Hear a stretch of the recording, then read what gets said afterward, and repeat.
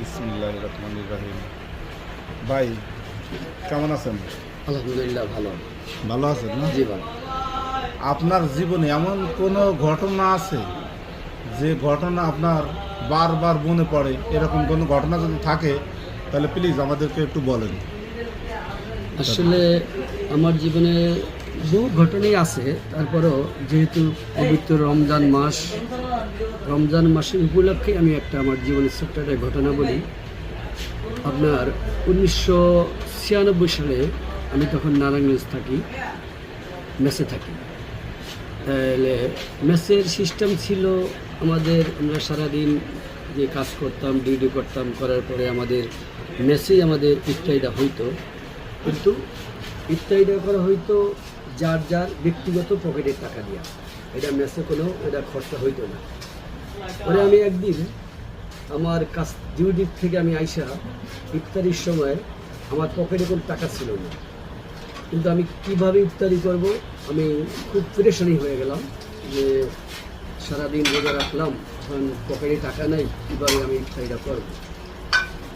আমি চিন্তা করলাম যে দেখি আজকে আল্লাহর উপরে ভরসা করে আমি একটু রাস্তায় বেরিয়ে দেখি আল্লাহ আমাকে কোনোভাবে ইফতারিটা আজকে করাইতে।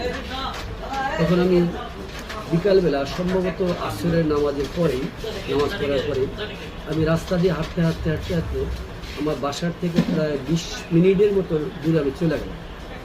যাওয়ার পরে ওখানে হঠাৎ করে আমার এক পরিচিত এক লোক, অতটা পরিচিত না, এমনি মোটামুটি আর কি, ওনার সাথে দেখা হয়ে যাওয়ার পরে উনি আমাকে বলল যে ভাই কেমন আছেন? ভালো আছি, আমিও ভালো আছি, আপনি কেমন আছেন? সাক্ষাৎকার হওয়ার পরে উনি আমাকে বললো যে ভাই একটা কাজ করেন, আজকে আমাদের সাথে ইফতারি করেন। তখন আমি উপর দিকে তাকাইয়া আমি আল্লাহর কাছে শুকরিয়া আদায় করলাম যে আশা নিয়ে আল্লাহর ভরসা করে আমি বাসার থেকে বেরোলাম। হয়তো আল্লাহ আমাকে সেই মানুষটাই ধরাই দিছে। আমি ওনার সাথে বেশি জোরাজুরি গেলাম না, বললাম যে না ভাই বাসায় চলে যাবো। উনি আমাকে এক মোটামুটি জোরাজুরি করেই উনি আমাকে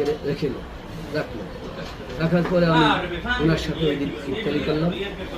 আমার জীবনের ছোট্ট একটা ঘটনার ভিতরে আমি মহান আল্লাহ রাব্বুল আলামিনের যে একটা রোজা রাখলে উনি যে মানুষকে যে কোনোভাবে ইফতারিটা করায়, সেটাই আমি প্রমাণ ওই দিনে পাইলাম। আপনার কাছে কতটা ভালো লাগছিল? বিষয়টা আসছিল যে ওই যে মুহূর্তটা, ওই মুহূর্ত